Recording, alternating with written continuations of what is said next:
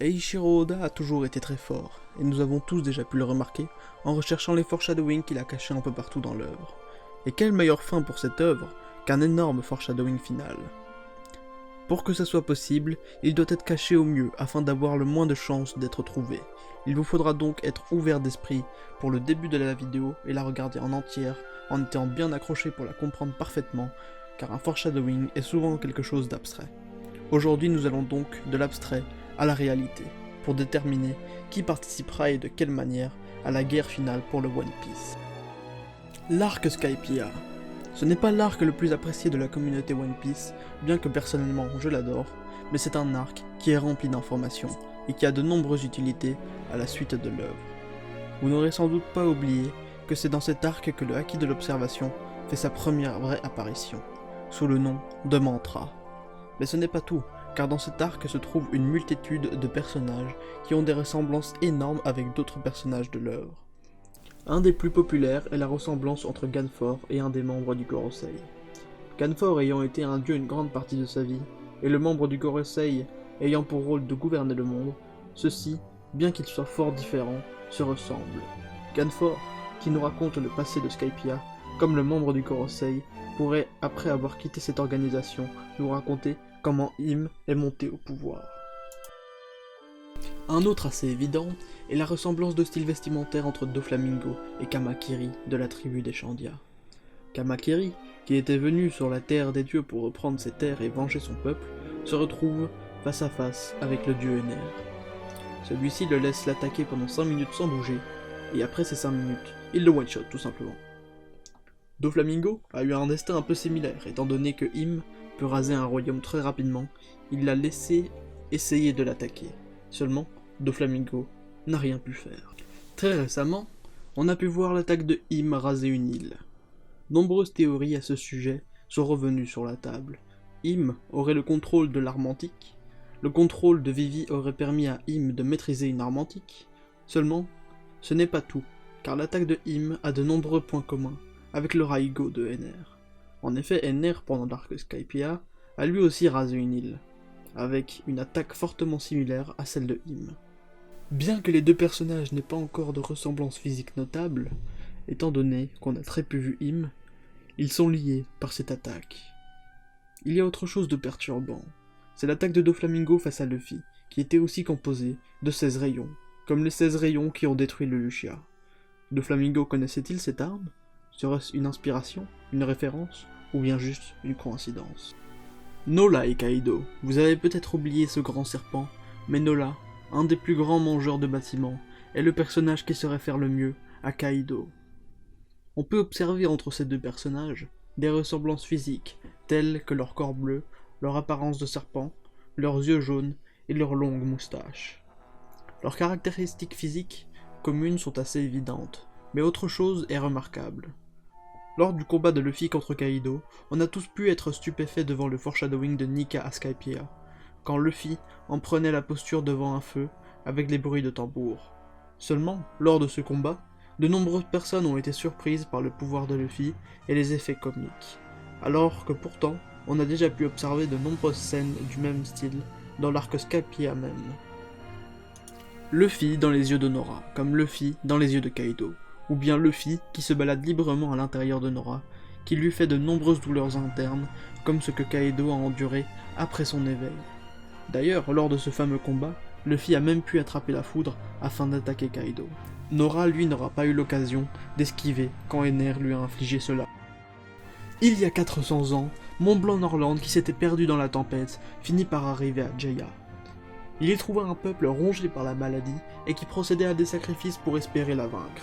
Ce peuple, qui était protégé par le grand guerrier Kalgara, était complètement aveuglé par leurs croyances et leurs dieux.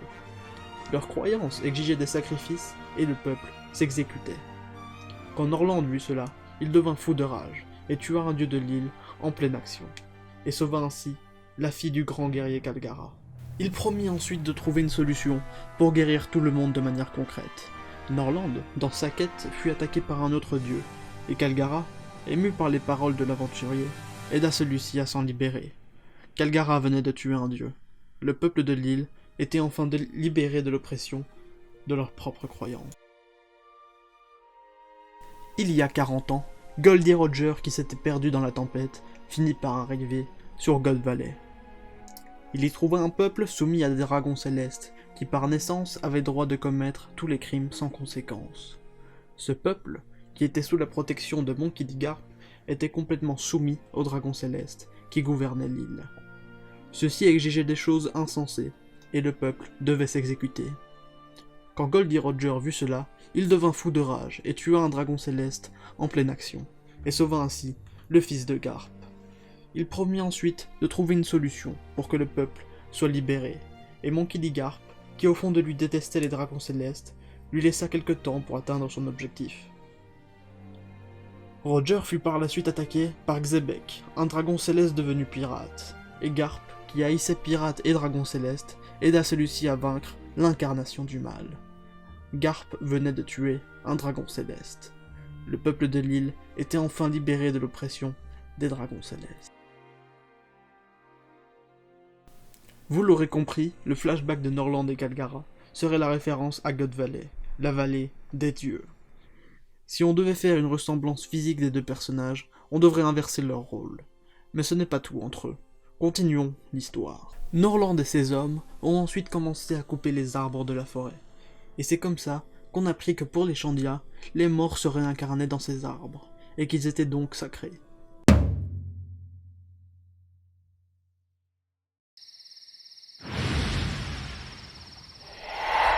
Nani ga shokubutsu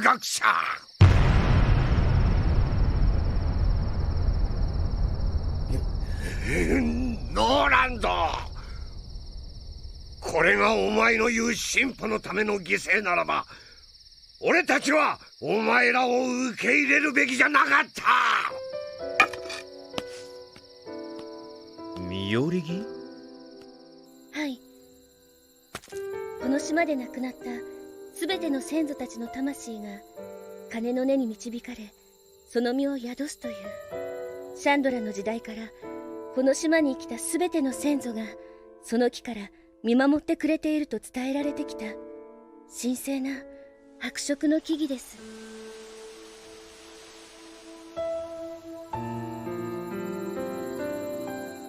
私たちシャンディアにとって身寄り木の林は命と同等に守られてきた大切な、本当に大切な林なんです。それを俺たちが切り倒しちまったと。Ce qui serait une belle allusion aux fruits du démon qui, une fois que leur détenteur meurt, réapparaissent quelque part dans le monde. Le serpent que Calgara et Norland auraient tué représenterait donc Xebec ou un dragon, et par la suite un autre apparu, qui plus tard représentera Kaido, qui a récupéré son fruit sur God Valley. Nora et Kaido ont donc d'autres choses en commun. Tous deux ont participé à plusieurs époques. Nora, lui, a connu Norland et les anciens Chandia. Kaido a, lui, connu Roger, Xebec et toutes les personnes de l'ancienne génération. Tous deux cherchent un trésor qui a appartenu à une légende d'autrefois. Nora cherche la cloche en or de leurs ancêtres. Kaido, le One Piece trouvé par Goldie Roger. Et ces deux trésors ont d'ailleurs été trouvés par Goldie Roger lui-même, qui a pu signer la cloche en or.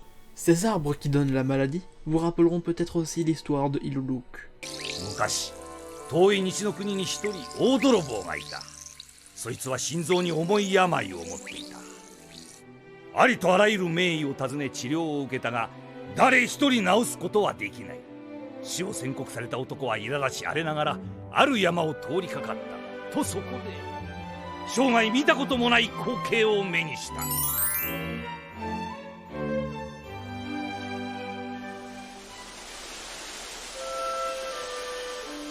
桜だ。山いっぱいの鮮やかな桜を見た。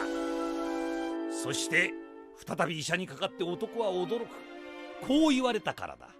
まるで健康体だよと。治ったんだ。これぞ奇跡。そう思うだろう。 Des arbres qui donnent la maladie, des cerisiers qui soignent. À ce moment-là, Iluluk parlait de sa propre histoire. Seulement, un autre homme malade a vu les cerisiers en fleurs. Goldie Roger, lors de sa dernière conversation avec Barbe Blanche, lui avait parlé de sa maladie et du dit, pendant que les pétales de cerisier tombaient. お前らには俺は殺せねえよ。よう、人はいつ死ぬと思う？心臓をピストルで撃ち抜かれた時？違う。不治の病に侵された時？違う。猛毒キノコのスープを飲んだ時？違う。人に忘れられた時さ。俺が消えても俺の夢は叶う。病んだ国民の心もきっと救えるさ。なぜに泣く？ドルトン君も同じだろうか。受け継ぐ者がいりゃあな。おいおいドルトン、てめえ何泣いてやがる。まあもうすぐここに化け物がやってくる。俺の息子だ。手出すなよ。安心しろチョッパー。お前のキノコじゃ俺は死なねえ。まったくいい人生だった。아바요 야부이셔. ありがとよチョッパー。 Que ce soit Roger, Montblanc-Norland, Calgara, d'après cette citation, aucun d'eux n'est mort, car aucun d'eux n'a été oublié.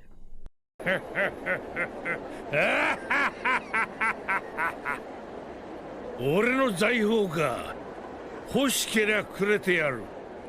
探せ。 Après le départ de Norland et de Roger, la cité d'or Egot Valley disparut. Roger et Norland furent considérés par la plupart comme des menteurs, sauf par certaines personnes qui se lancèrent à la poursuite de rêves complètement fous. C'est ainsi que l'ère de la piraterie fut lancée, et c'est ainsi que 400 ans plus tard, le descendant de Norland s'est mis en tête de trouver la cité d'or, comme le descendant de Roger s'était mis en tête de trouver le One Piece. Vous me direz que tout cela n'est peut-être qu'une coïncidence, seulement quand les coïncidences sont aussi nombreuses, on peut appeler cela des preuves. D'ailleurs, ce fameux descendant de Norland est lui aussi très intéressant. Il a pu se trouver 2 acolytes, à l'apparence de singes mais pas seulement. Chacun de ces 3 personnages possède une caractéristique physique comparable à celle de nos 3 empereurs actuels. Pour Shoujo, il s'agit du ventre de Barbe Noire. Pour Mashira, les cheveux roux de Shanks. Et pour Montblanc Cricket, il possède un crâne de marron qui fait penser au nez rouge de Baggy le Clown. Montblanc Cricket, qui se cache derrière un faux décor à l'image du maquillage d'un clown et qui a été moqué toute sa vie à cause de la réputation fausse de son ancêtre. Les 3 empereurs, qui cherchaient tous 3 le One Piece au mauvais endroit, seraient obligés d'aider le chapeau de paille à réaliser son objectif, impuissant devant la menace car rien n'aurait pu l'en empêcher, même pas l'ancien Barbe Noire, car tout ce qui s'est passé devait se passer. Après que le chapeau de paille révéla que l'autre moitié de Jaya et de la cité d'or se trouvait dans le ciel, la Ligue des primates se dirigea vers l'île de Nakrowa, dite l'île des rêves, comme nous pouvons le voir dans cette mini-aventure. D'ailleurs, l'ombre de Luffy au-dessus de Jaya se révéla dans le ciel de la taille qu'il pourrait bientôt atteindre grâce au Gear 5. On en a eu l'exemple dans le combat récent contre Kaido. Mais pourquoi les 3 empereurs n'auraient pas participé à la bataille finale? La raison est simple, ils ont été vaincus et leur pouvoir, leur volonté et leurs esprits ont été volés par Xebec. Pour mieux comprendre et pour ne pas vous perdre dans un résumé, je vous invite à aller voir la vidéo de l'alabastaïsme, si vous ne l'avez pas encore vue. Le montage laisse à désirer, mais ça reste sympa à regarder. Gedatsu serait la représentation du nouveau Xebec dans cet arc. Gedatsu est d'ailleurs le mot japonais pour Moshka, désignant la libération finale de l'âme individuelle qui vient du cycle des renaissances, le samsara. Dans le flashback, il était représenté par un python, mais la théorie de l'alabastaïsme vous fera comprendre pourquoi il est devenu humain et quelle est la vraie espèce de Xebec. Xebec qui serait donc un dragon céleste, mais pas seulement, un ancien membre du Korosei envoyé sur la mer Bleue pour une mission bien précise. En effet, Gedatsu a toujours été quelqu'un de maladroit. Il n'a jamais eu l'air habitué à avoir un corps physique à contrôler, malgré qu'il soit détenteur d'un grand pouvoir, qu'était le haki de l'observation. Il était toujours surpris par son propre corps, et c'est d'ailleurs la raison de sa défaite et de sa chute de l'île Céleste. D'ailleurs, Xebec, qui est dit être un homme méprisé par son équipage, était donc dans la même situation que Gedatsu, étant donné que celui-ci se fait trahir par un de ses hommes chèvres après que celui-ci ait failli mourir de sa main. Et ce n'est pas tout, car ce personnage a eu une mini-aventure assez spéciale, contrairement aux autres prélats. Sur la première mini-aventure, on le voit tomber du ciel, depuis l'île Céleste. Ensuite, il tombe directement dans la terre. Une telle chute n'est arrivée qu'une seule fois auparavant, et c'est celle de Kaido, car les deux îles se trouvent à 10 000 mètres de haut. Il rencontre ensuite un certain Goro, qui serait creuseur de trous, et décide de devenir le boss de la mer Bleue. Après des péripéties incroyables, Gedatsu finit par tomber sur une taupe, le gardien du ciel contre le gardien de la terre. Et c'est de cette rencontre que les trois ne formèrent qu'un. Goro et Gedatsu s'installèrent dans le crâne du gardien de la terre. Ensuite, c'est le chef de la forêt, un singe, qui est venu à leur rencontre. Celui-ci aussi se fit exploser en beauté, alors qu'il n'avait rien demandé. Ils continuèrent à creuser pour finir à Alabasta. Tiens donc, ça nous rappelle une autre théorie. Depuis leur arrivée à Alabasta, Gedatsu n'a pas arrêté de tourner le dos. Mais pourquoi donc? En revenant chez eux, accompagné de Koza et Toto, qui serait le frère de Goro, le boss de la forêt a construit un temple pour Gedatsu, dont le symbole central est assez étrange d'ailleurs. La princesse d'Alabasta, celle qui a appelé la pluie à la fin de la Révolution, a ensuite rendu visite à Gedatsu sur son île, l'île des 11 Sens. Après qu'un système de transport entre les deux soit mis en place. Sur les deux dernières mini-aventures qui lui sont dédiées, Gedatsu tire une tête, car il a compris qu'il n'était pas devenu le maître de la mer Bleue, mais seulement des bains de l'île de Ukari. Une tête qui a d'ailleurs énormément de ressemblances avec la tête d'un autre homme. Si on résume les événements, Gedatsu fait la chute de Kaido, il décide ensuite de devenir le maître de la mer Bleue, le gardien du ciel rétame le gardien de la terre, de la forêt, et rencontre celle qui fait tomber la pluie. Il va aussi à Alabasta, ce qui rappelle non seulement l'alabastaïsme, mais aussi tous les dieux évoqués lors du flashback de Norland. Mais d'ailleurs, lors de ce flashback, si les dieux que l'on pouvait observer physiquement étaient représentés par les dragons célestes, quelle serait la représentation des dieux que l'on ne pouvait pas voir? Eh bien, ça serait le Gorosei, le but de Hime étant que chacun d'entre eux obtienne un des fruits des dieux. Et le Gorosei dans l'arc Skypiea serait aussi représenté par les prélats. Et quand on regarde leur ordalie de plus près, on se rend compte que celle contre qui Luffy s'est battu est celle des ballons ou des bulles, une matière qui faisait penser à du caoutchouc. L'ordalie des marais, c'est l'ordalie de Gedatsu, qui a été vaincu par Chopper. Gedatsu utilisait les nuages pour étouffer ses adversaires, et avait des bottes qui le propulsaient pour que lui puisse s'en échapper. Un des fruits que je vois qui pourrait être celui-là est celui de Caribou, qui est un homme boue. L'ordalie du fer, c'est l'ordalie d'Homme, qui utilisait des ferronimbus, des nuages aussi solides que l'acier, en tant que piège et en tant que sabre, qui pouvaient lui changer de forme. Il se bat aussi avec son chien. Le fruit qui est représenté pourrait bien être celui d'un amiral, mais je n'ai pas vraiment beaucoup d'idées pour celui-là. Il possède un chien. Les caractères et le même genre de tatouage que ceux de Akainu. Akainu, qui se doit d'obéir à beaucoup de monde, comme son chien, qui obéit à tout le monde. Akainu, qui comme Home veut une justice absolue. Beaucoup de possibilités. Home utilise une attaque qui nous est devenue assez familière, celle de Doflamingo. Il crée une grande cage dans laquelle sont coincés plusieurs combattants. Pour l'épée, on peut aussi penser à Diamante, qui change son épée de forme constamment. L'ordalie des fils, c'est celle de Shura. On pense tout de suite à notre cher Doflamingo. Il utilise une attaque dans laquelle il paralyse tout le monde avec des fils. Lui utilise aussi un javelot ardent, grâce à un dial. Il a aussi un animal qui est une sorte d'oiseau qui crache du feu.